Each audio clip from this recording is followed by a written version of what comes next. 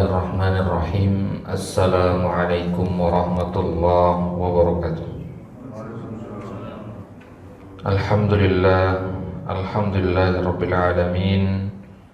Wal 'aqibatu lil muttaqin fala 'udwana illa 'alal zalimin. Wassalatu wassalamu ala asyrafil anbiya'i wal mursalin sayyidina wa nabiyyina Muhammadin wa ala alihi wa ashabihi ajma'in. Amma ba'du, fallahumma anfa'na bima 'allamtana wa 'allimna ma yanfa'una wa zidna 'ilman ya rabbal alamin.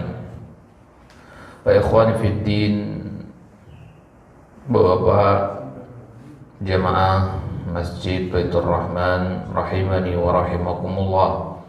Alhamdulillah ta'ala, di pagi hari ini Allah subhanahu wa ta'ala dengan taufik dan hidayahnya memberikan kita kesempatan untuk melaksanakan kewajiban kita, untuk menegakkan salat al-fajar secara berjamaah.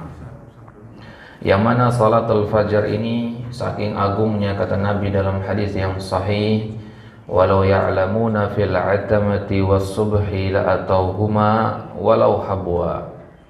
Seandainya manusia mengetahui pahala besar yang ada pada salatul fajar, maka niscaya mereka akan mendatanginya meskipun merangkak. Bahkan salatul fajar ini dijadikan indikasi untuk mengukur kemunafikan seseorang. Nabi SAW mengatakan bahwasanya salat yang paling berat bagi orang-orang munafikin adalah salat isya dan salat fajar. Makanya biasanya beliau bertanya selesai salat subuh, beliau akan bertanya, asyahida fulan as-salat, apakah si fulan datang salat? Kalau tidak ada, ditanya lagi yang lain, asyahida fulan as-salat, untuk mengetahui dia orang munafikin apa tidak. Bahkan Ibnu Umar mengatakan, kunna idza faqadna ar-rajula fil fajri wal isya asa'na bihi dhann. Dulu kami itu kalau ada di antara kami orang yang tidak hadir salat isya dan salat fajar, maka kami berburuk sangka kepadanya. Berburuk sangka artinya, wah, jangan-jangan dia ini termasuk munafikin. Yang mana orang-orang munafikin itu karena adalah orang-orang yang menampakkan keislaman. Orang munafikin ini menampakkan keislaman. Dan sifat nifak ini jemaah sekalian, meskipun orangnya tidak berniat untuk menyembunyikan kekufurannya, tapi dia akan muncul tanda-tandanya dalam bentuknya tadi, meremehkan salatul fajar. Makanya di waktu fajar seperti ini jemaah sekalian, silakan perbanyak membaca al-mu'awwidzatain, An-Nas dan Al-Falaq. Kenapa jemaah sekalian? Karena dua surat ini adalah pembebas dari kemunafikan, sebagaimana kita bahas di kajian tafsir kemarin. Nah, maka semoga hadirnya kita di pagi hari ini, kita masih duduk di tempat yang mulia ini merupakan tanda kabar gembira, busyra dari Allah bahwasanya kita insya Allah bukan termasuk orang-orang yang terdapat kemunafikan di dalam hatinya. Nah, baik, alhamdulillah pagi hari ini juga kita lanjutkan kembali pelajaran bahasa Arab kita, masih dari kitab Durus Lughah Al-Arabiyyah. Nah, di pagi hari ini insyaallah kita akan bahas pembahasan rangkuman dari beberapa pelajaran sebelumnya. Kalau kita baca kitab ini berurutan teman sekalian, jadi kira-kira sekitar 5 atau 6 pelajaran itu pembahasannya sama, seputar perubahan fiil atau kata kerja. Jadi kalau kata kerja dalam bahasa Arab itu berubah mengikuti pelakunya. Kata kerja berubah mengikuti pelakunya. Perubahan itu apa maksudnya? Perubahan itu perubahan wazan, ya, perubahan bentuk timbangan. Semisal kita punya kata kerja zahaba, ya, yang mana zahabanya itu apa? Pergi. Ini akar katanya, ya. Zahaba ini akar katanya. Nah, kemudian kalau yang pergi itu beda orang, maka tidak dikatakan zahaba, dikatakan zahabat, ya. Jadi kalau antum katakan zahaba, yaitu yang pergi seorang laki-laki. Kalau katakan zahabat, yang pergi seorang perempuan. Terjadi perubahan apa tidak di sini? Perubahan. Nah, ini namanya tasrif, ya, atau sorof yang kita pelajari, tema utama dalam ilmu sorof itu. Nah, jadi kata kerja dalam bahasa Arab pasti berubah-ubah. Dan kata kerja yang sedang kita pelajari di sini adalah fiil, ya, fiil mudhari. Ya, fiil mudhari misalkan kita mengatakan yadhabu.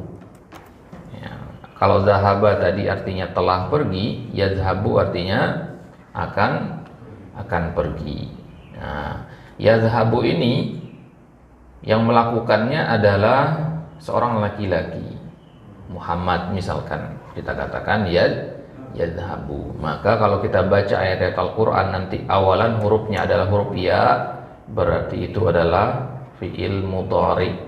Apa definisi fi'il mudhari? Kata kerja untuk perbuatan yang terjadi sekarang atau akan datang.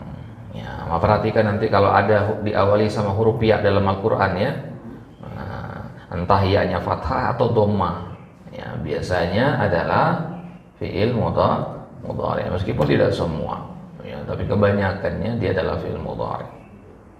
Ya, semisal di awal-awal ayat yusabbihu lillah, ya, senantiasa bertasbih kepada Allah. Nah, dapat dari mana kata senantiasa, selalu itu? Dari penggunaan fi'il mudhari. Karena fi'il mudhari juga digunakan untuk makna istimror, untuk sesuatu yang berkelanjutan. Ya, perbuatan yang terulang-ulang atau berkelanjutan atau rutinitas itu gunakan fi'il mudhari. Ya. Baik.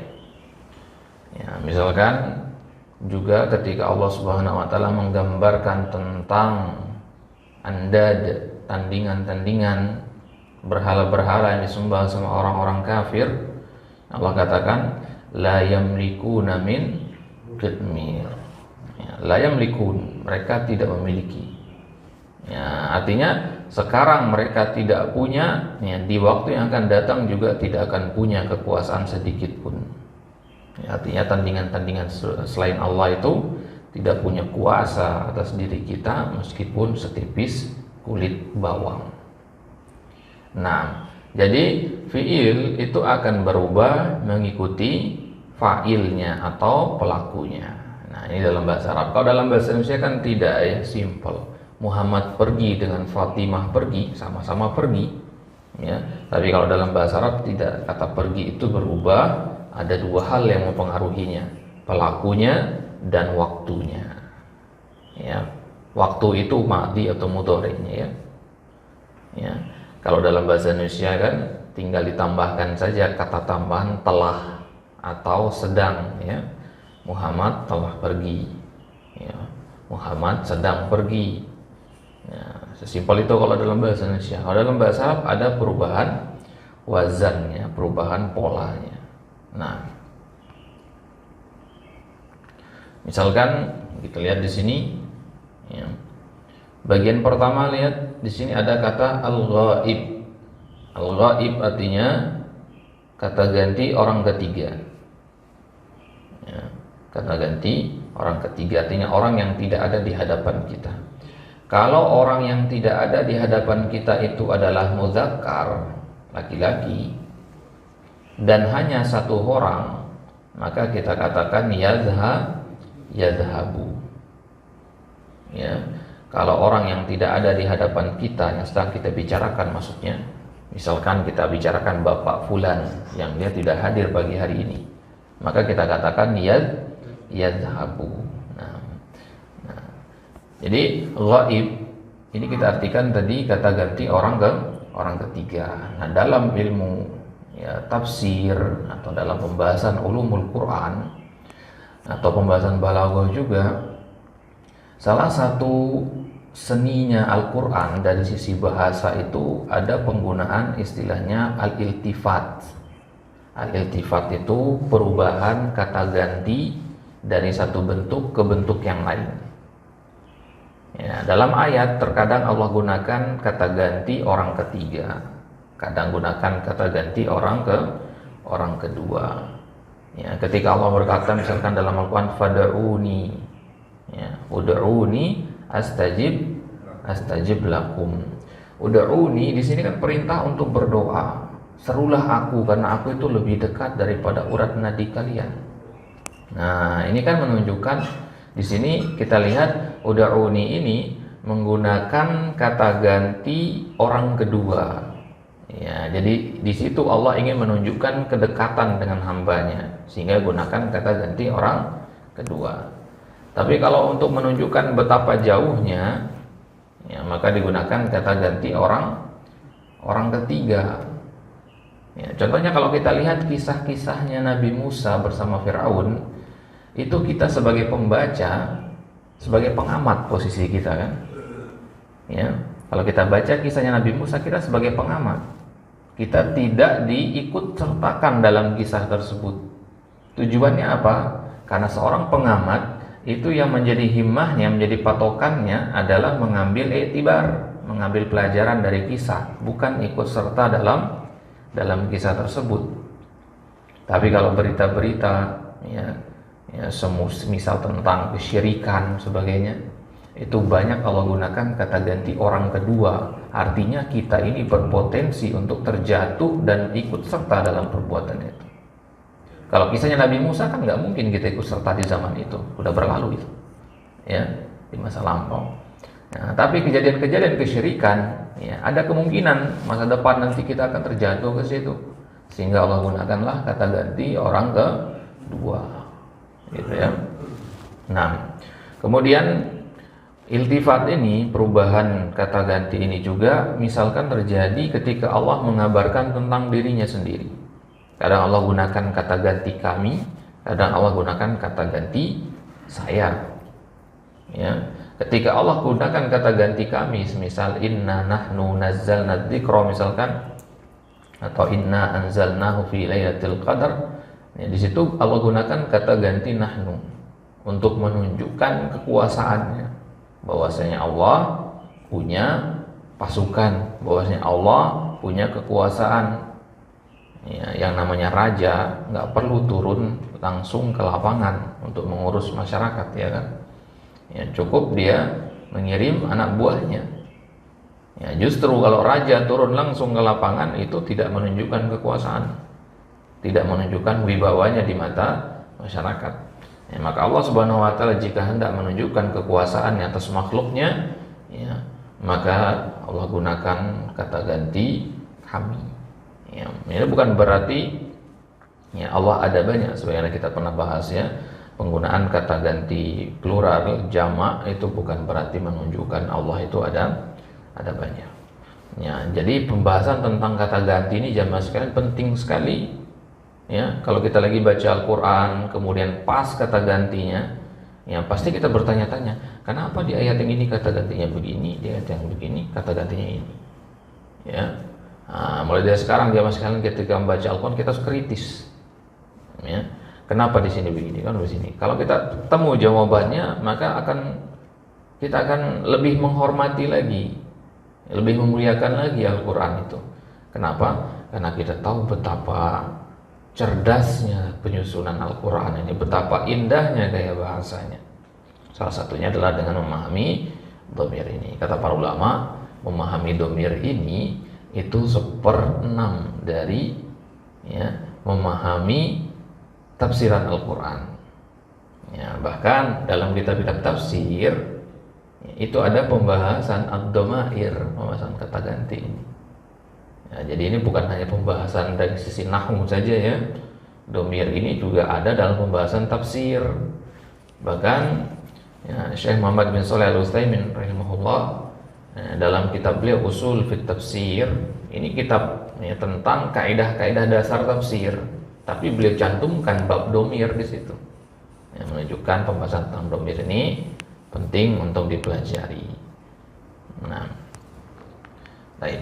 Jadi kalau orang ketiga yang sedang kita bicarakan itu adalah laki-laki ya, dan hanya satu, maka kita katakan yadhabu. Ya, kalau perempuan maka gunakan huruf ta, jadinya tadhabu. Nah, jadi gitu nanti ya ketika kita baca Al-Quran ya, dari kata gantinya saja kita tahu oh ini laki-laki, ini perempuan. Yadhabu, tadhabu. Nah, baik. Nah, kemudian ya selanjutnya mukhatab dan sebagainya. Ya, ini sebenarnya pernah kita ambil di ya, tasrif fi'il mudhari dulu ya. Pernah kita bagikan kertasnya. Ya. Ada yang punya kertasnya? Ya, dulu pernah kita bagikannya. Perlu dibagikan kembali atau tidak? Ya, tasrif yang warna-warni itu dulu ya. Nah, itu. Tasrif fi'il mudhari itu perubahannya. Nah, ini sama seperti yang di layar ini ya.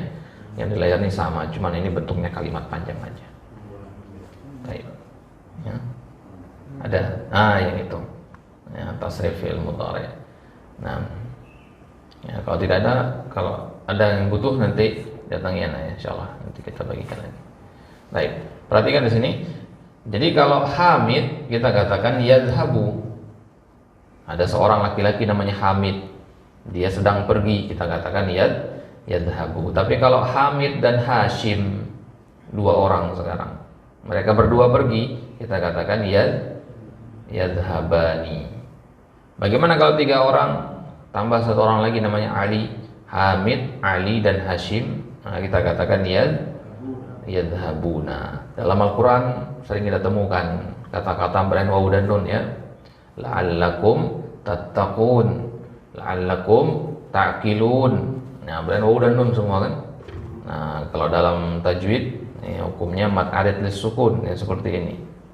Nah, itu semua kembali berarti ke kata ganti jamak itu. La'allakum tattaqun, oh berarti di sini yang diajak bicara adalah ya, sekumpulan orang jamak. Gitu ya. Nah, ada sebuah kaidah dalam ilmu tafsir mengatakan al-amru lil jamaah ya yadkhulu fihi jami'u a'dha'ihi. Perintah untuk sekelompok orang, maka seluruh orang yang ada dalam kelompok tersebut terkena perintah itu. Ya. Ketika Allah katakan misalkan ya ayyuhalladzina amanu, ya sekelompok orang yang dimaksud adalah orang-orang yang beriman, maka seluruh orang yang mengaku dirinya beriman masuk ke dalam perintah yang akan disampaikan. Ketika Allah katakan ya ayyuhan nas, maka setiap ya, yang memiliki sifat al-insaniyah dalam dirinya, sifat manusia pada dirinya, maka dia masuk ke dalam ayat tersebut. Ya ayyuhalladzina kafaru, orang-orang yang kufur, maka setiap yang memiliki sifat kekufuran dalam dirinya masuk ke dalam ayat itu.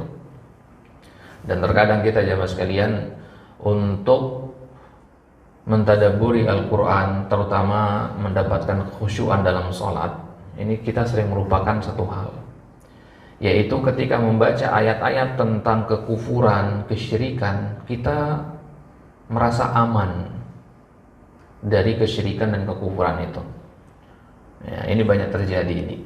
Ketika membaca ayat-ayat tentang azab, kita tidak merasa kalau kitalah yang sedang disebutkan di situ.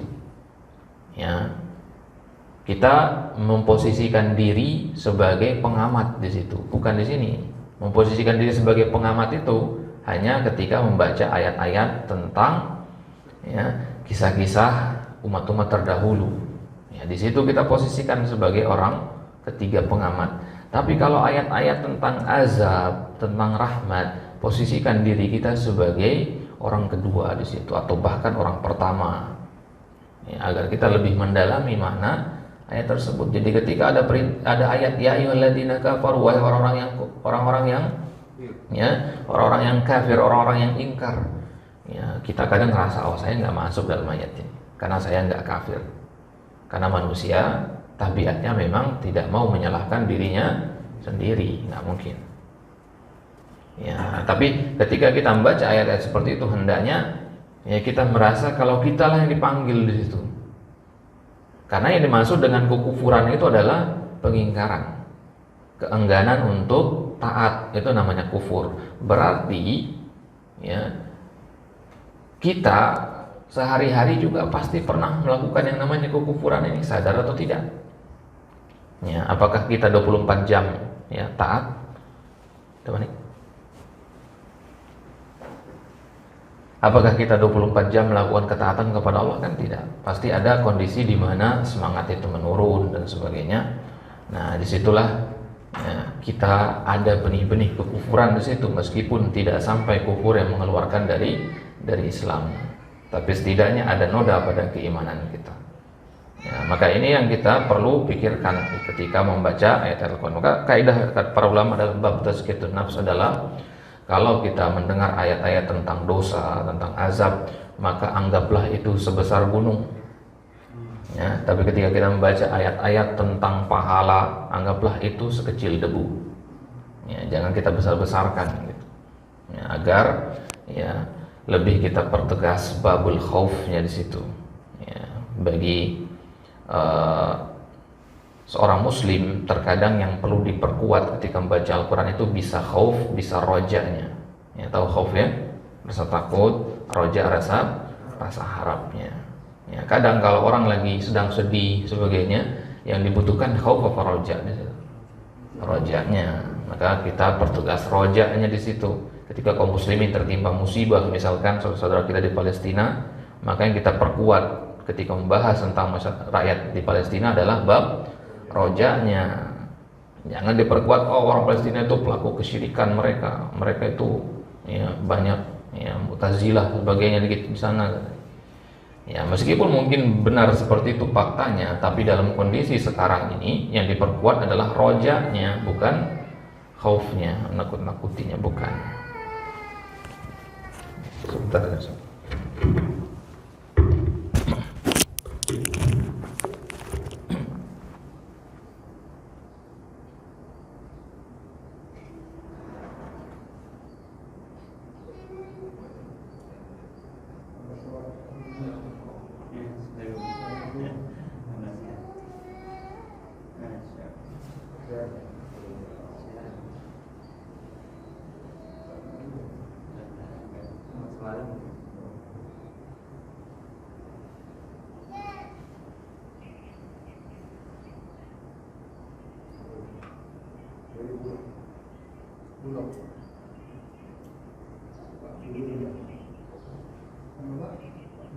Sudirman.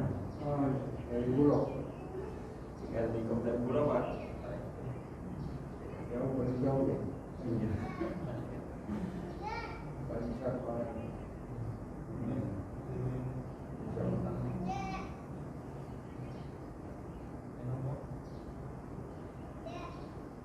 Pak Cuma dari Kuningan.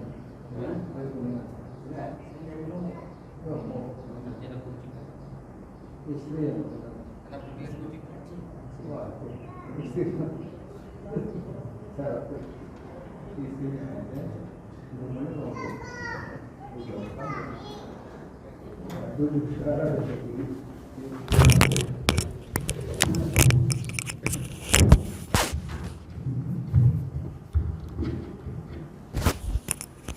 Baik, tanyakan lagi.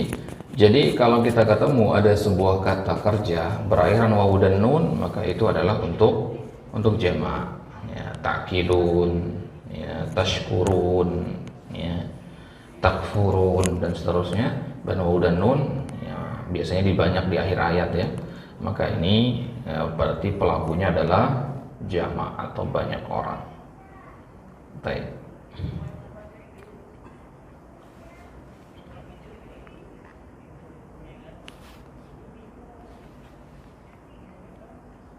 Nah, kalau yang bawa kitab ya, dan kertas yang kemarin tidak ada, bisa juga dilihat di halaman 91. Ya, di situ ada perubahan-perubahan kata ganti itu. Yadhabu menjadi yadhabuna, tadhabu menjadi yadhabna, dan seterusnya. Sebelah kanan itu yang mufrad tunggal, sebelah kiri itu yang jamaknya. Nah,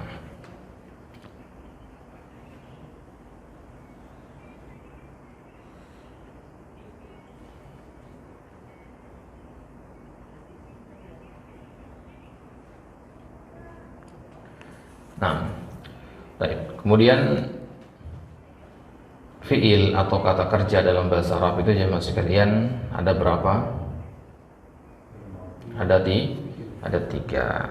Yang pertama fiil madi. Apa itu fiil madi? Kata kerja lampau yang telah lewat. Kemudian yang kedua fiil mudhari. Apa itu fiil mudhari? Kata kerja sekarang atau akan datang. Kemudian yang terakhir yang akan kita ambil sekarang adalah fiil amr. Ya, fiil amr. Apa itu fiil amr? Kata kerja perintah. Nah, ini diantara fiil-fiil yang tiga ini yang paling banyak di dalam Al-Quran. Kenapa? Ya karena Al-Quran itu berisi perintah-perintah. Ya, perintah-perintah itu ada banyak sekali di dalam Al-Quran. Dan jemaah sekalian, kalau kita ketemu kata kerja perintah di dalam Al-Quran, maka hukum asalnya adalah untuk al-wujub, ya, kewajiban. Artinya kalau ada kata kerja perintah, berarti setelah kata kerja perintah itu hukumnya wajib. Semisal pada ayat wa aqimu as-shalah. Aqimus shalah artinya tegakkanlah salat. Meskipun tidak ada kata wajib di situ, kita simpulkan salat hukumnya wajib. Nggak ada dalam Al-Quran mengatakan sholat sama dengan wajib, tidak. Ya, tapi para ulama istinbat dari ya, fiil amarnya, karena hukum asal dari fiil amar adalah menunjukkan kewajiban. Ya, begitu juga sebaliknya. Ya, lawan dari fiil amar ada namanya fiil nahi, larangan. Biasanya diawali dengan la. Ya, misalkan dikatakan la tusyrik billah. Jangan sekutukan Allah. Ya, berarti kalau perintah bermakna wajib, berarti larangan bermakna apa? Haram. Ya, berarti syirik hukumnya haram. Nah, baik. Jadi itu hukum asal dari kata kerja perintah di dalam Al-Quran. Ya, untuk menunjukkan kewajiban. Baik. Kemudian kata kerja perintah dalam bahasa Arab itu juga menunjukkan al-faur, ya.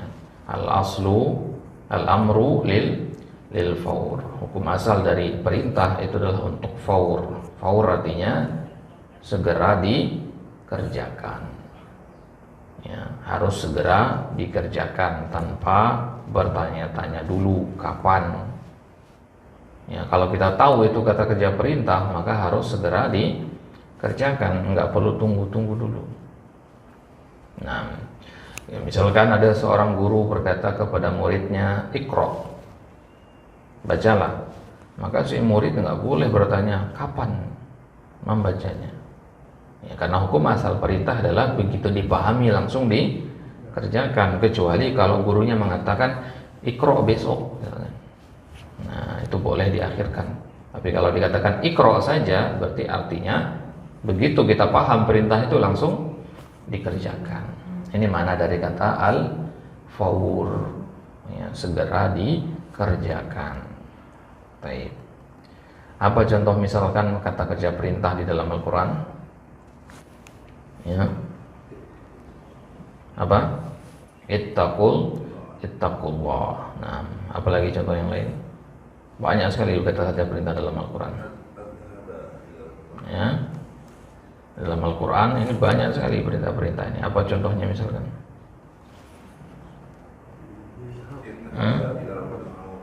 Ya, idhaba ila fir'auna. Ya, innahu tagha. Nah, apa lagi?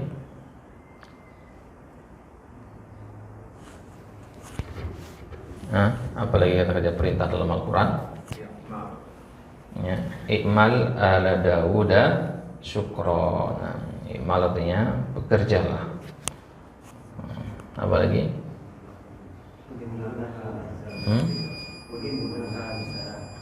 Udkhuluha bisalam. Nah, perkataan kepada ya ayyuhatun nafsul mutmainnah. Ya, udkhuluha bisalam. Masuklah ke dalam surga itu dengan salam, dengan penuh keselamatan. Ya, udkhuluha, dia perintah. Ya, dan yang lainnya masih banyak lagi. Ya, perintah untuk sujud. Inna nahnu nazzalna dzikra. Nah, kalau ini dia bentuknya fiil madhi. Ya, bentuknya fiil madhi. Ya, bukan fiil amr. Ya, kalau yang fiil amr itu yang perintah. Fiil amr itu hukum asalnya pakai sukun belakangnya. Ya, contohnya tadi ya usjud, idhaba, ya, sukun belakang. Ya, irji'. Ya, udkhulunya yang dilihat karena hanya domir ya. Udkhulu, ya, ubudu, usjudu, iqra'i, ya, iqra' bismillahirrahmanirrahim ladzi khalaq. Itu sukun belakangnya kan. Nah, ini yang perintah. Maka kalau kita ketemu nanti ada ayat-ayat kata-kata dalam Al-Qur'an yang belakangnya sukun, maka kemungkinan besar dia adalah kata kerja perintah. Meskipun tidak semua tentunya, tapi kebanyakannya adalah kata kerja perintah. Nah, karena itu ciri khas dari kata kerja ini ya, dia kebanyakan menggunakan sukun. Baik. Kalau kita lihat tema-tema di dalam Al-Qur'an, selain perintah dan larangan, apalagi yang menjadi tema utama dalam Al-Qur'an? Ya, khabar, kisah-kisah ya para nabi atau umat-umat terdahulu, ya, kaum 'Ad, kaum Tsamud, ya, kisah Fir'aun, Nabi Musa dan Fir'aun, ya, kisah Khidir alaihissalam dan seterusnya. Kemudian apa lagi? Akidah, tentang penetapan akidah, ya. La tusyrik billah inna syirka la zulmun azim. Enggak boleh berbuat kesyirikan, sembahlah Allah saja, qul huwallahu ahad. Nah, ini penetapan akidah, takrirul akidah. Apa lagi? Ya, perintah, larangan, kisah-kisah, kemudian penetapan akidah, apa lagi? Ya, hukum-hukum fikih. Ya, hukum-hukum fikih di situ masuk muamalat, entah maliyah atau yang lainnya. Ya, hukum fikih masuk di situ, transaksi transaksional, ya, jual beli, hutang piutang, ya, dan hal-hal yang bertentangan dengan kesahihan jual beli, semisal riba, kezaliman, ya, sikap kikir, kemudian sikap al-mutaffifin, ya, curang, ya, itu semua berkaitan dengan fikih muamalat. Apalagi setelah itu yang menjadi tema Al-Quran, ya, misal pada ayat daraballahu masalan, analogi, ya, permisalan, ya, permisalan dalam Al-Quran itu ada banyak sekali, ya. Jadi salah satu cara Allah membuat kita paham tentang apa yang hendak disampaikan adalah dengan menyebutkan analogi-analoginya. Ya, misalkan di surat At-Tahrim yang sering kita dengar, ya, permisalan orang beriman itu seperti kisahnya, ya, istrinya Fir'aun, ya. Kemudian permisalan orang-orang yang kufur itu permisalan istrinya Nabi, ya, Nabi siapa? Nabi Lut, Nabi Nuh. Baik. Nah, maka fi'il amar ini berarti tadi kembalinya kedua hal, kewajiban, ya, dan harus segera dikerjakan. Dan larangan, ya, lawan dari amr, larangan juga sama. Larangan menunjukkan keharaman dan menunjukkan harus segera ditinggalkan. Tapi ada satu tambahan kalau larangan, ya, dia selain menunjukkan al-fawr, dia juga menunjukkan ad-dawam. Ad-dawam artinya, ya, larangan itu terus-menerus berlaku. Kalau perintah selesai kita kerjakan, khalas. Perintah sholat misalkan, kita sudah sholat, ya sudah terangkat, sudah kewajiban sholat, tidak perlu sholat lagi. Tapi kalau larangan, la tusyrik, jangan berbuat kesyirikan, itu selama-lamanya akan terus berlaku. Ya, dawam namanya. Ya, dia akan terus-menerus berlaku larangan itu. Jadi selama kita hidup di dunia ini, larangan berbuat kesyirikan, larangan memakan harta orang lain dengan cara yang batil, larangan sujud kepada selain Allah, itu tetap berlaku. Ya, tapi kalau perintah bisa gugur kalau kita kerjakan. Sholat misalkan, ya sekarang wajib nggak kita sholat subuh? Nah, karena udah gugur tadi kan, gitu. Ya, wajibnya nanti ketika masuk waktu lagi. Ya, tapi kalau sekarang tidak, sudah terangkat kewajiban untuk menunaikannya. Nah, itu amar. Nah, jadi kalau larangan, maka ada tambahan dawamnya di situ, terus menerusnya. Baik, kita lihat sekarang bagaimana cara membuat fi'il amr. Fi'il amr ini sendiri di dalam kamus nggak ada, jemaah sekalian.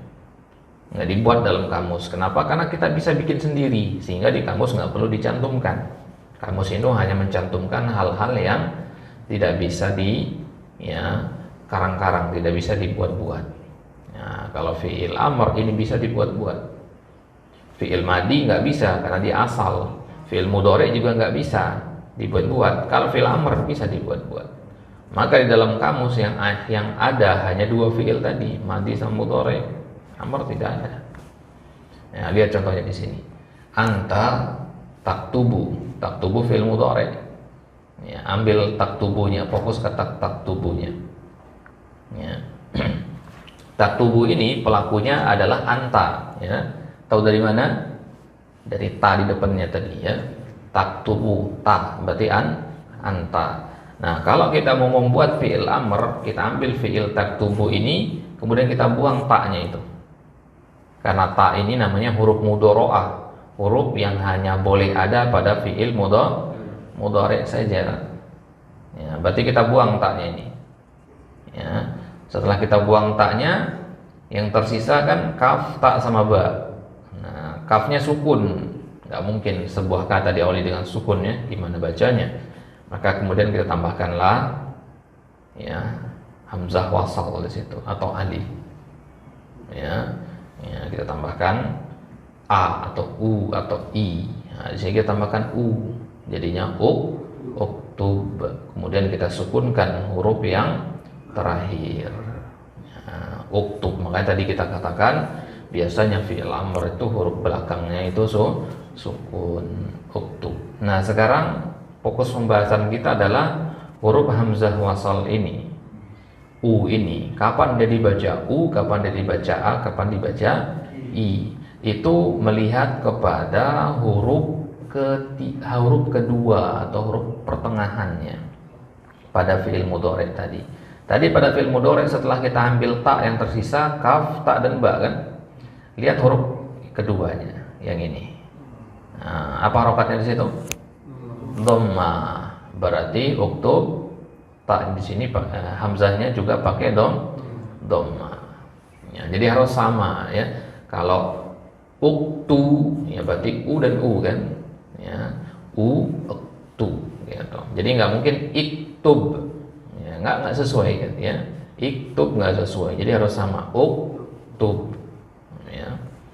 Nah, berarti kalau kita mengatakan tadkhulu udkhul. Ya, nggak bisa idkhul atau ya, atau adkhul, nggak bisa. Ya, jelas ya? Harus sama, berarti udkhul. Nah, ini maksud dari simbol ini, ya. Kalau dia domah huruf tengahnya, maka domah juga hamzahnya tadi. Nah, ini maksudnya nih, ya. Nah, contohnya misalkan ukhruj. Ya, berarti akal katanya apa ukhruj ini? Takhruju. Ya, kalau usjud akar katanya apa? Tasjudu. Uqtul akar katanya taqtulu. Ushkur akar katanya tashkuru. Uknus akar katanya taknusu. Ya. Uktub akar katanya apa tadi? Taktubu. Unzur akar katanya tanzuru. Udhul akar katanya tadkhulu. Uskut akar katanya taskutu. Ya, akar kata taskutu itu maksudnya pada fi'il mudhari. Dari fi'il mudhari inilah kita rubah menjadi fi'il amr. Jadi bisa nggak kita bikin fi'il amr tanpa tahu fi'il mudhari'nya? Nggak bisa. Untuk tahu fi'il mudhari kita harus tahu fi'il madhi. Ya. Untuk tahu fi'il amr kita harus tahu fi'il mudhari, gitu ya. Ya, makanya tahap posisinya fi'il amr itu ketiga dia. Ya, madhi, mudhari, amr. Madhi itu akar katanya, mudhari itu perubahan dari madhi, amr perubahan dari mudhari. Jadi nggak mungkin kita tahu fi'il amr kalau nggak tahu fi'il mudhari'nya. Ya, kenapa? Karena untuk menentukan harokat a, u atau i-nya itu melihat kepada apa? Kepada mudhari'nya, bukan kepada madhinya. Nah, jadi ya, di situ kita melihat kesamaan harokatnya. Udkhul, ukhruj dan sebagainya. Unsur, ya. Baik.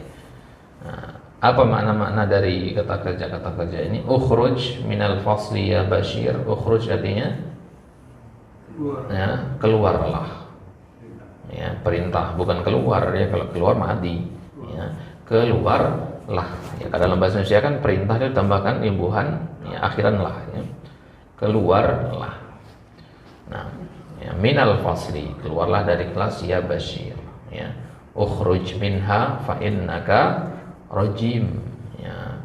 Allah berkata kepada iblis, keluarlah engkau dari surga karena sungguhnya engkau rajim, ya. Ya, syaitanir rajim, engkau jauh dari rahmat Allah.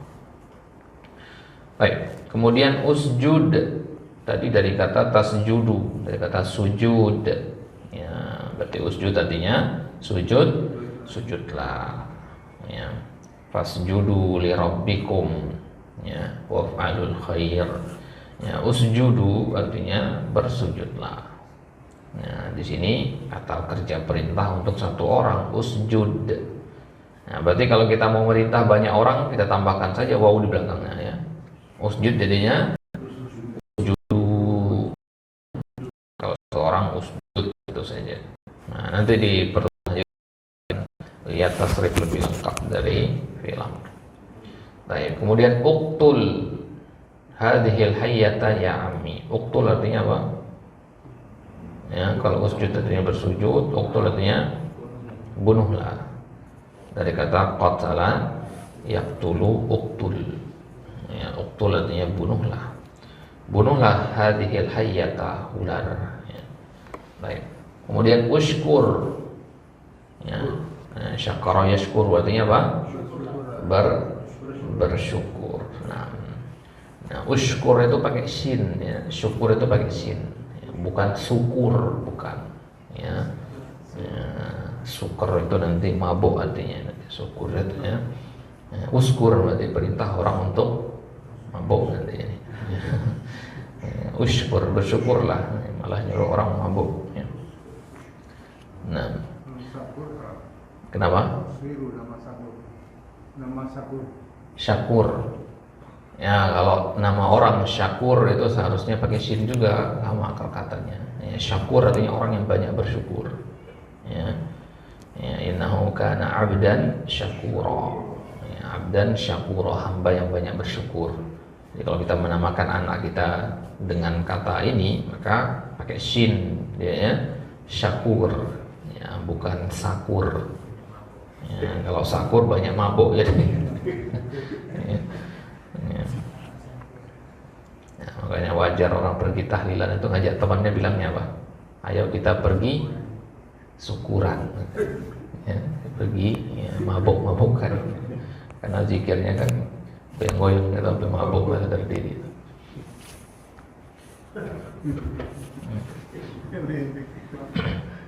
Nah, itu cocokologi saja itu, ya.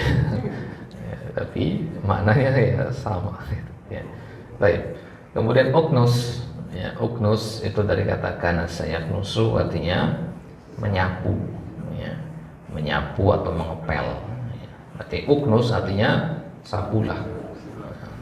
Ini dipakai sedikit-sedikit di zaman sekarang, ya. Kalau sudah kita tahu artinya pakai biar nggak hilang, ya. Ya, uknus, ya, sapulah. Ya, hanya saja uknus ini untuk satu orang laki-laki, ya. Kalau buat banyak orang kita tambahkan waw tadi, jadinya uknusu. Ya, kalau untuk satu orang perempuan tambahkan ya sukun, ya, uknusi. Nah, itu penambahan ya sukun, waw dan sebagainya nanti kita lihat. Yang penting sekarang kita tahu dulu uknus artinya sapulah, dia perintah. Ya, untuk siapa? Tidak masalah. Nanti kita akan pelajari di kedepannya gimana merubah-rubahnya. Baik. Kemudian uktub. Uktub tadi artinya tulislah. Nah, kata-kata bayak tubuh itu memang artinya tulislah. Sesuatu yang tertulis itu berarti sesuatu yang telah disepakati, deal gitu ya. Makanya perjanjian itu biasanya sifatnya tertulis. Perjanjian yang tertulis lebih kuat daripada perjanjian dengan lisan. Ada hitam di atas putihnya. Nah, maka di dalam Al-Quran jemaah sekalian, perintah itu kadang dia menggunakan kata kataba. Ya, perintah itu kadang menggunakan kata kataba. Ya, kataba tadi artinya menulis ya, tapi kalau dalam Al-Quran kataba itu artinya wajib. Ya, kataballah artinya telah diwajibkan. Ya, misalkan pada ayat ya ayyuhalladzina amanu kutiba alaikumus syiyam. Ada kata perintah di situ? Enggak ada. Yang ada kata kutiba dari kata kataba tadi.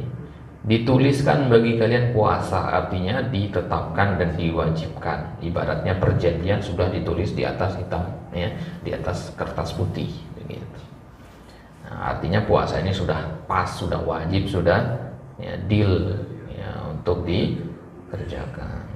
Nah, ya, jadi ya, amr itu juga, ya, sigoh amr itu ada banyak. Bahkan Imam Suyuti menyampaikan sampai ada 43 sigoh amr itu.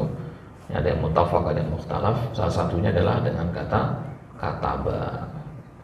Kataballah, Allah menuliskan, mewajibkan artinya. Ya, meskipun bentuknya khobar, berita, tapi di situ mengandung insya, tolab, ya, perintah. Baik. Kemudian unzur. Ya, unzur artinya ya, lihatlah. Ya, unzur ini ya, melihat dalam bahasa Arab sendiri banyak. Ya, unzur itu khusus untuk melihat sesuatu yang jauh. Ya, ya, dekat juga boleh, ya, dekat juga boleh, tapi hukum asalnya dia untuk sesuatu yang jauh. Kenapa? Karena dia ya ta'adda biharfil jar, karena dia butuh pada huruf jar ila. Unzur ila. Ya, unzur ila. Bisa lihat, unzur ila dzakal jabal, ya. Lihatlah ke gunung itu. Jauh berarti. Ya, unzur. Tapi kalau nggak ada ilahnya, maka biasanya itu bermakna dekat. Ya, misalkan dalam kisahnya Nabi Ibrahim bersama Nabi Ismail, inni ara fil manami anni azbahu, ya, fanzur madza tara. Ya, maka lihatlah bagaimana pendapatmu. Ya, ketika Nabi Ibrahim berkata kepada Nabi Ismail, wahai anakku, semalam aku bermimpi aku menyembelih. Fanzur madza tara, maka lihatlah bagaimana pendapatmu. Ya, kata Nabi Ibrahim kepada Nabi Ismail. Nah, di situ nggak ada huruf jar ilahnya. Fanzur madza tara. Ya, untuk waktu dekat. Artinya perintah ini harus segera kita laksanakan. Perintah menyembelih kamu ini harus segera kita laksanakan. Nah, baik. Nah, makanya sebelum ya, atau di antara rangkaian untuk sampai kepada akad nikah itu ada namanya prosesi nazar. Ya, ya, nazar itu hanya sekedar melihat. Ya, karena yang namanya kita melihat dari jauh kan nggak mungkin secara terperinci lihatnya ya. Ya, berarti kalau kita nazar perempuan, ya, sebelum dinikahi kan kita nazar dulu, kita lihat dulu, maka tidak perlu sampai teliti. Ya, fikihnya nazar itu hanya melihat ya, anggota tubuh yang mana saja. Ya, yang mana yang kita lihat ketika nazar? Ya, wajah dan telapak tangan. Ya, ya, kedua tangannya.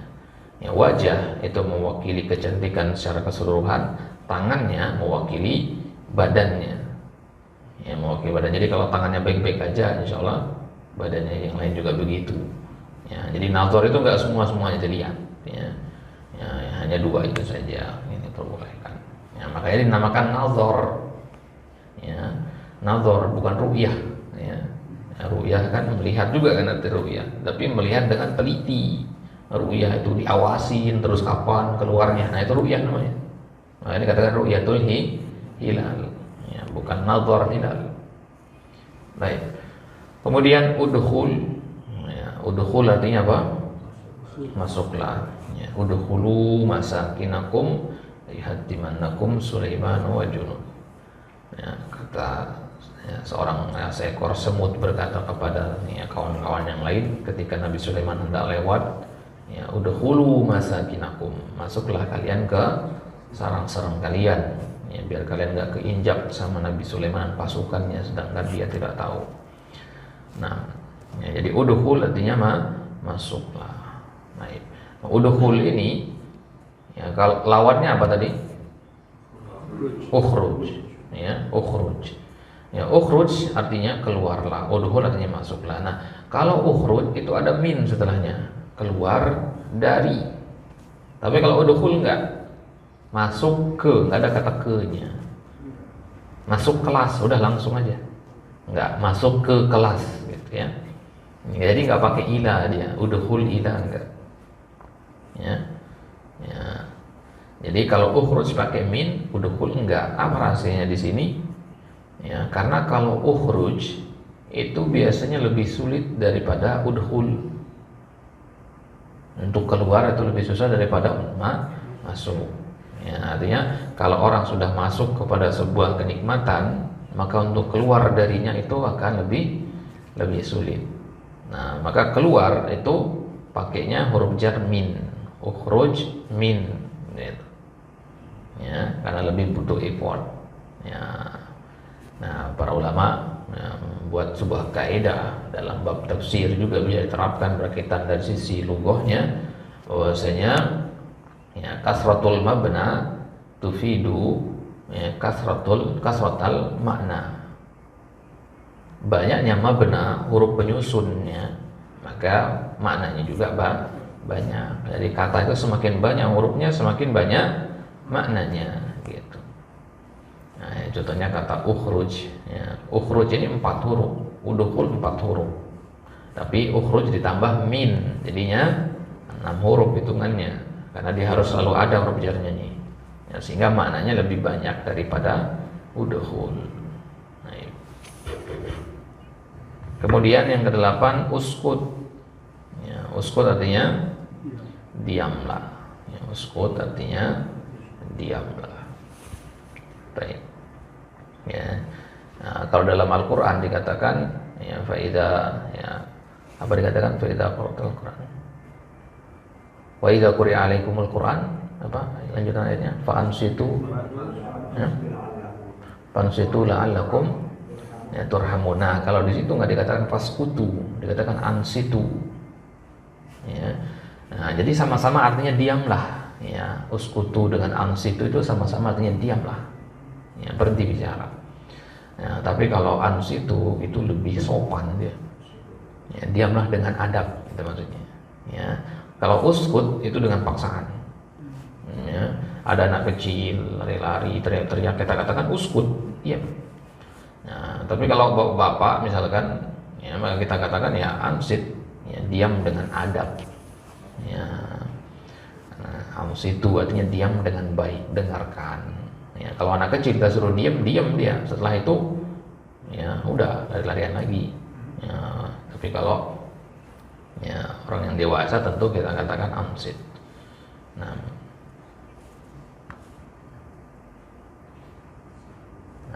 ini contoh-contohnya. Misalkan contoh yang lain, kalau anak katakan misalkan, ya, tansuru, ya, berarti fi'il amrnya apa? Unsur. Ya, unsur akhaka zaliman au madzuman. Ya, bantu saudaramu zalim atau, ya, dizalimi. Ya, kemudian apa lagi contoh yang lain misalkan? Selain contoh yang 8 ini, yang depan, ukhruj, usjud, uktul, ushkur. Nah, apa lagi yang lain? Nah, kalau nazala yanzilu berarti inzi, ya. I, ya. Yang u, ya, yang u. Depannya u. Ya, apa? Nah, kalau itu di mana akhrij, ya keluarkanlah. Nah, keluarkanlah dari harta mereka, ya sedekah, ya maksudnya zakat. Keluarkan dari harta mereka, artinya ambil dari harta mereka itu bagian zakatnya, entah zakat mal atau zakat fitrah. Nah, itu konteksnya harta anak yatim ya, harta anak yatim yang dikelola oleh walinya. Ya, maka ambillah dari harta tersebut beberapa persen untuk biaya hidupnya si anak yatim itu sampai dia dewasa. Nah, apalagi contohnya misalnya lain.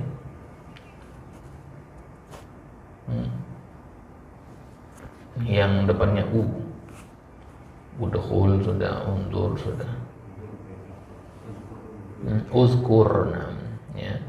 Dzakara yadhkuru uzkur, ya. Uzkuru ni'mata rabbikum, ya. Uzkur, apa arti uzkur? Dari kata zikir, ya, sebutlah atau ingatlah. Bisa dua artinya ya. Maka zikrullah bisa berarti menyebut nama Allah atau mengingat Allah, gitu ya. Nah, kalau setelah sholat kita katakan zikir pada sholat ya. Nah, itu menyebut apa mengingat? Menyebut. Apakah menyebut mengharuskan mengingat atau mengingat mengharuskan menyebut? Ya, tidak dua-duanya. Ya, ada orang menyebut tapi nggak ingat, ada nggak? Ya, nah, biasanya yang jadi rutinitas misalkan terbiasa zikir pada sholat, kadang ya lisan doang yang bergerak tapi hati tak mikir kemana. Ya, ini dalam secara bahasa zikir juga namanya tentu, tapi pahalanya berbeda dengan yang hatinya ikut juga gitu. Maka zikir itu hendaknya harus berbarengan antara lisan dan hati. Jangan lisannya bergerak tapi hatinya lalai. Ya. Nah, begitu juga ya, kalau hati tidak lalai, artinya hatinya mengingat Allah tapi tidak menyebut nama-nama Allah juga kurang, karena hati itu perlu dibuktikan, perlu ditasdik, perlu diwujudkan dengan ucapan. Nah, maka yang sekedar lintasan dalam hati saja, ya, lintasan ucapan-ucapan dalam hati itu tidak dihitung pahala zikir. Kapan dihitung pahala zikir? Kalau lisan mengucapkannya. Ya, nah sekarang pertanyaannya, kapan dikatakan lisan itu telah berucap? Apakah harus keluar suara? Ya, kalau kita zikir habis sholat, ya, apakah dalam hati saja cukup? Tidak. Ya, minimal ada gerakan bibir.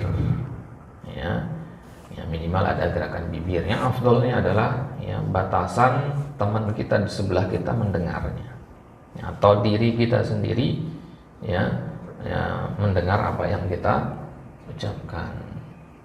Nah, jadi begini jemaah sekalian, kalau kita zikir itu biar hati itu tidak lalai, itu perlu ada suara keluar. Karena kalau hanya hanya lintasan hati saja, hati itu cepat lalai. Ya, fokusnya cepat pindah ke yang lain begitu. Nah, makanya zikir itu disyariatkan diucapkan agar hati itu tidak lalai. Nah, maka zikir pada sholat hendaknya agak kita keraskan sedikit. Ya, keraskan sedikit, minimal kita yang dengar. Nah, kalau kita lagi sholat malam silahkan mau dibaca keras-keras nggak masalah ya. Nah, ini bukan berarti kita memperbolehkan zikir jama'i di sini, bukan ya. Zikir dengan satu suara itu juga tidak ada tuntunan dari Nabi SAW. Teriak-teriak enggak.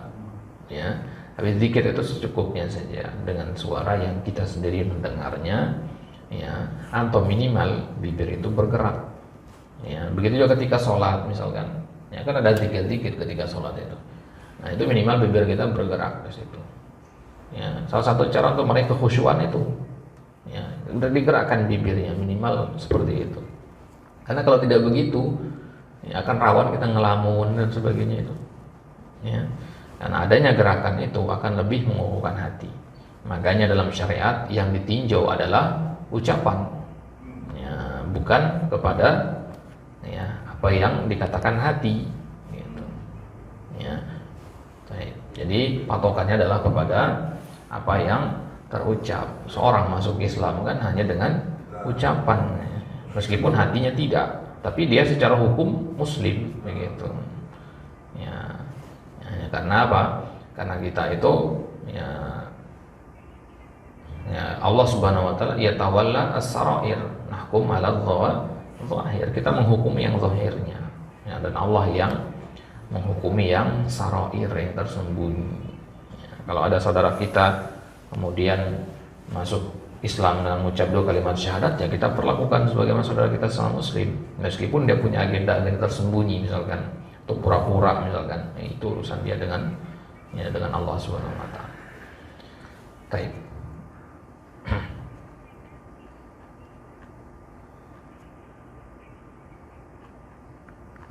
Nah, di sini kita lihat ada beberapa contoh di sini. Ya, ada qatala yaqtulu, apa fi'il amrnya tadi? Uqtul. Nah, ya, kemudian ada zahaba yazhabu. Nah, kalau yang seperti ini berarti hamzahnya harokatnya apa? Ya, a i u. Ya, i harokatnya. Loh, nggak sama dengan harokat huruf tengahnya. Nah, jadi harokat hamzah itu hanya ada 2 saja, i dan u. Nah, kalau a berarti dia hurufnya lebih dari 3 nanti. Ya.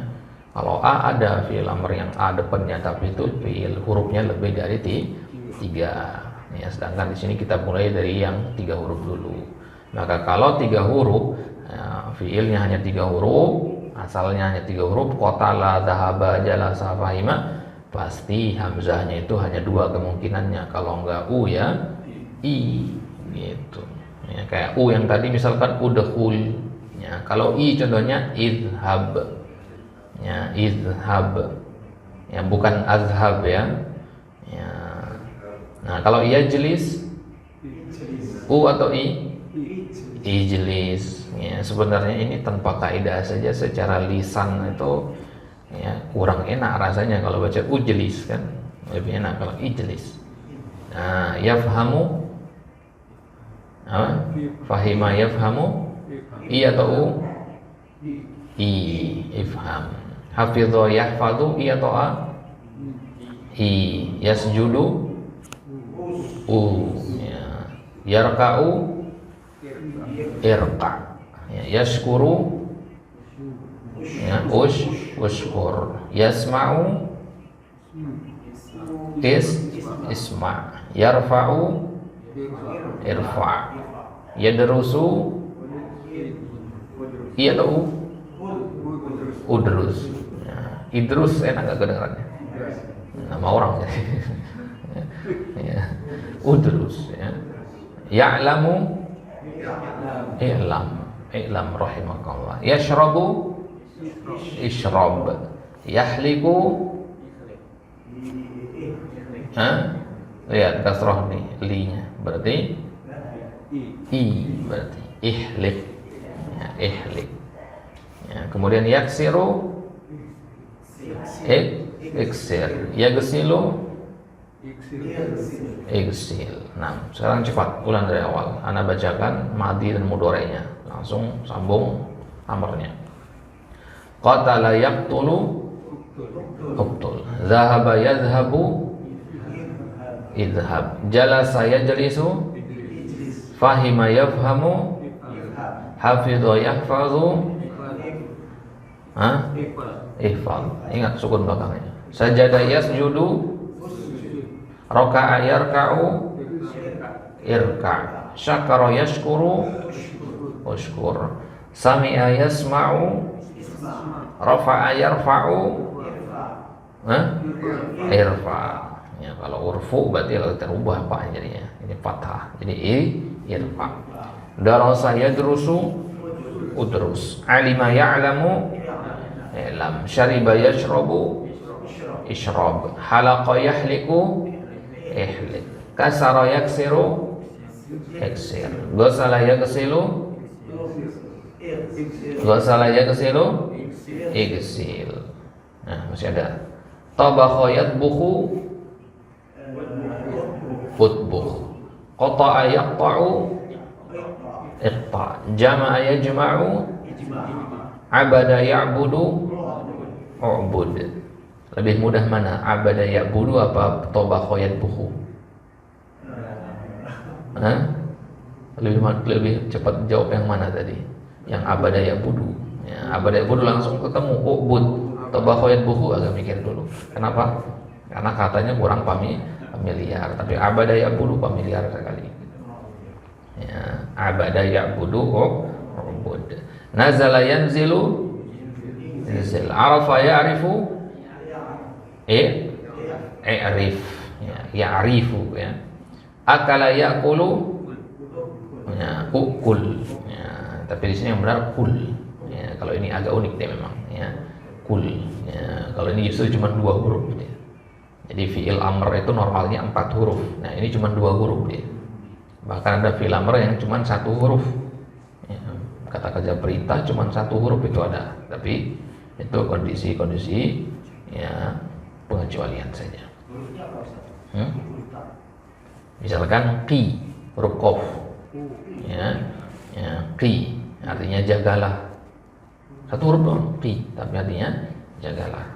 Kalau dijamak menjadi panjang ya ayyuhalladzina amanu qu anfusakum. Qu itu dari kata waqaya wiqayah. Dengan kata wiqayah ya, wiqayah artinya pencegahan atau penjagaan. Nah, lanjut. Fa'ala yaf'alu if'al. Fataha yaftahu iftah. Daraba yadribu idrib. Kataba yaktubu uktub. Sa'ala yas'alu is'al. Ya, sa'ala yas'alu ini ada 2 dia ya. Bisa sal, bisa is'al. Ya, di Al-Qur'an kadang kita temukannya is'al, kadang sal. Ya, apa bedanya? Kalau is'al itu biasanya di tengah. Fas'alu ahlad dzikri, ada fa hurufnya.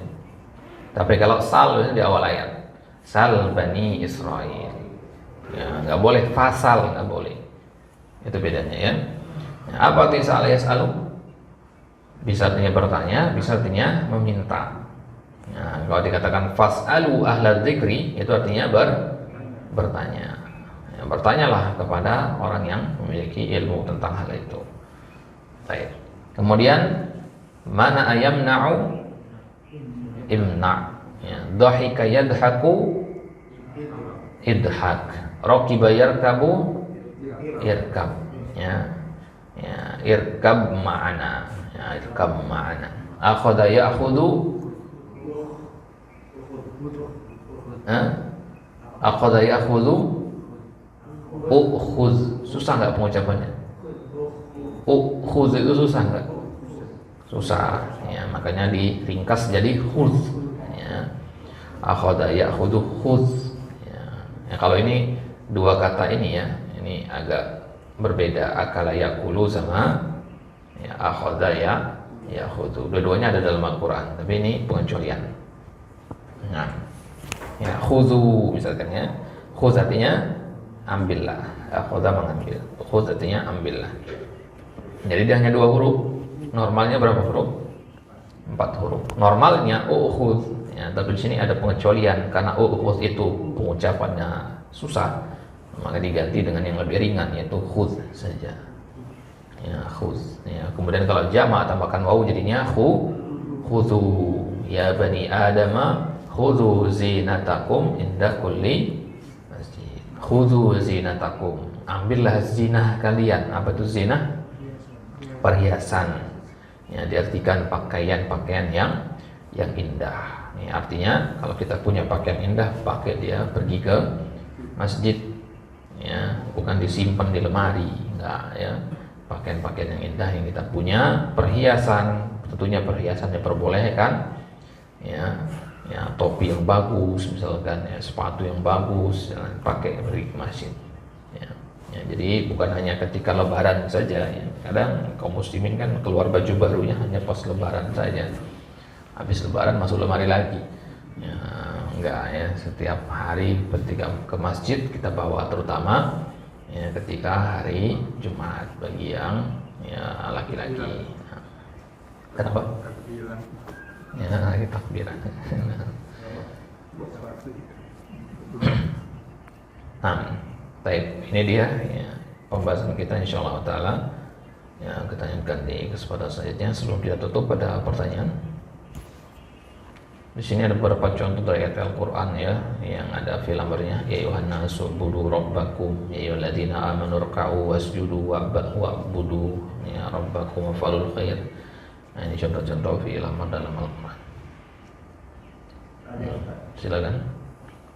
Unsur fi'il amr itu dasarnya dari fi'il mudhari'. Nah, Fi'il mudhari' dari fi'il madhi.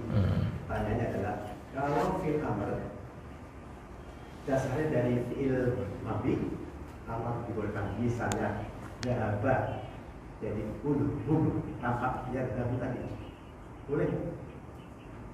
baik. Nah, sekarang pertanyaannya dari mana kita tahu uzhub? Dari dhahaba. Nah, kaidahnya apa sekarang? Ya, u itu harus huruf tengahnya juga u. Kalau zahaba huruf tengahnya apa? A. Nah, berarti nggak sesuai, nggak bisa. Ya, dari mana kita dapat u itu? Dari ya, dari mudhari'nya. Ya, jadi mudhari'nya. Jadi zahaba yadhhabu. Nah, berarti idhhab. Dari situ kita ngambilnya. Jadi patokan huruf hamzahnya itu akan berharokat apa? Itu hanya bisa kita lihat dari mudhari' saja. Nah, jadi memang tahapannya begitu. Kalau fi'il mudhari' kita lompati misalkan, maka bisa jadi nanti ada terjadi kerancuan satu kata kerja dengan kata kerja yang lain. Kenapa? Karena ada kata kerja dalam bahasa Arab itu yang kadang madinya sama, mudhari'nya beda dan artinya pun beda gitu. Makanya kalau ngafal kata kerja dalam bahasa Arab itu satu kata kerja dua yang kita hafalin, madi sama mudhari'nya. Kalau amar perlu dihafal? Kalau amar perlu dihafal nggak? Nggak, karena bisa buat, ya, bisa dibuat-buat. Ya. Sajada yasjudu artinya bersujud. Fi'il amarnya nggak usah dihafalin, usjud. Kenapa? Karena bisa dibuat-buat. Kalau sudah tahu mudhari'nya, tahu insya Allah amarnya. Gitu. Ya, gitu ya. Yang bisa dibuat-buat seperti amar ini namanya kiasi namanya. Ya, itu namanya kiasi. Ya, kalau yang tidak bisa dibuat itu namanya samai namanya. Ya, jadi madi dan mudhari' itu kiasi apa samai? Ya, kiasi dan madi dan mudhari' itu bisa dibuat nggak? Tidak bisa, berarti dia namanya samai. Samai itu pendengaran. Nanti kita dengar orang Arab ngomong begitu. Zahaba yadhhabu. Kenapa nggak zahaba yadhhibu? Ya kan orang Arab ngomongnya begitu. Ya zahaba yadhhabu. Gitu ya, itu samai. Tapi kalau kiasi bisa dibuat-buat, bisa terka-reka kayak fi'il amr tadi, bisa dibuat-buat artinya kita tahu polanya gitu ya. Kalau kita tahu yasjudu, oh berarti usjud gitu ya. Tapi kalau tahu saja dan saja harus lihat ke kamus untuk mengetahui yasjudunya. Biasanya maksudnya kalau cuma tahu madi saja kita harus lihat ke kamus untuk mengetahui mudhari'nya. Tapi kalau sudah tahu madi dan mudhari'nya, maka amarnya nggak perlu lihat ke kamus. Nah, bisa dibuat sendiri atau kiasi. Nah, apakah hanya 3 ini saja tasrif itu? Tasrif usuli itu sendiri ada mengatakan 7, ada mengatakan 10. Jadi madi, mudhari', amar ini baru 3. Nanti ada masdar, ada isim fa'il, ada isim maf'ul, ada isim tafdil, dan seterusnya. Ya. Semua itu ada polanya. Ya, cukup kita ketahui madi mudhari, kita bisa bikin masdar, bisa isim fa'il, isim maf'ul.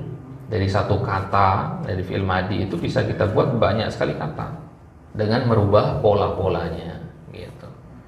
Ya, dari kata kataba misalkan kita bisa ambil kataba yaktubu, uktub, kitabatan, maktubun, maktabun, ya, uktub, la taktub.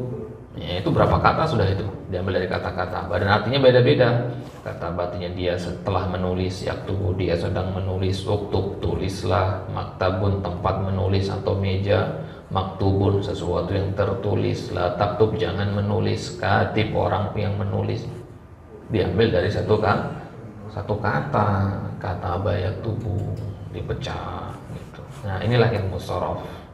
Yang shorof artinya perubahan, ya, perubahan dari kata-kata bayak tubuh. Intinya apa? Harus tahu akarnya tadi, madi dan mudhari itu, kata bayak tubuh itu. Ya, kalau nggak tahu kata bayak tubuh ya gimana mau dipecah menjadi yang lain. Nah, itu namanya tasrif usuli. Nah, sekarang maka dikit demi sedikit ini kita diajari di kitab Durusul Lughah ini, madi kita sudah, madi mudhari sudah, sekarang amar, nanti masdar, begitu terusnya. Ya. Nah, baik, ada pertanyaan lain? Silakan. Nah. Di contoh nomor 4 ini untuk ila zakal jabal. Ada zakat. Domir zaka ini namanya isim isyarah ya. Ya, undur ila zakal jabal. Zaka ini ya dia isim isyarah namanya, kata tunjuk. Ya, jadi kata tunjuk itu ya ada zalika, ada zaka ya. Zaka itu sendiri untuk suatu yang pertengahan, bisa dekat bisa jauh. Ya, tergantung konteks kalimatnya. Nah, jadi kalau dekat kita katakan hadza, kalau jauh kita katakan zalika, tengah-tengahnya kita katakan zaka. Gitu. Ya, jadi zakanya boleh dekat boleh jauh, relatif ya. Nah, penambahan ini apakah hukumnya wajib? Isim isyarah ini enggak. Ya.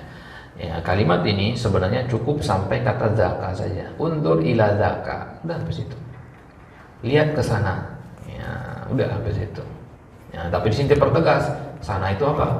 Di sana kan ada bangunan, ada gunung. Yang mana yang dimaksud? Dipertegaslah al-jabal, gunung. Gitu. Makanya kata al-jabal ini dalam bahasa Arab nanti disebutnya badal namanya. Ya, jadi kalau ada kata benda pakai alif lam datang setelah isim isyarah itu namanya badal. Inna hadzal qur'ana. Ya, Quran itu badal. Jadi apa yang dimaksud dengan zaka? Al-jabal. Apa itu al-jabal? Zaka. Jadi al-jabal ini adalah badal, pengganti dari zaka. Ya, jadi kalimatnya cukup sampai zaka sebenarnya. Undur ila zaka, dipertegas al-jabal. Ya, lihat ke sana. Ya, sana itu ada apa di situ? Ada gunung, ada lautan. Yang diminta untuk dilihat apa? Nah, baik. Ada lagi pertanyaan silakan. Kalau misalkan tidak pakai zakat, boleh, hanya saja tidak ada makna jauh tadi gitu ya.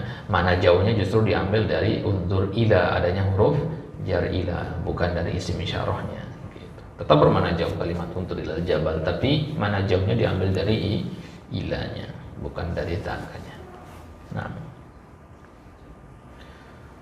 Nah, jadi kalau kita katakan kepada orang untuk melihat benda dekat, boleh juga mengatakan undur ila ya. Undur ila hadzal kitab. Ya, lihatlah kitab ini. Ya. Atau undur saja boleh. Nah. Baik. Ada lagi? Silakan. Ada pertanyaan lagi? Sudah cukup ya?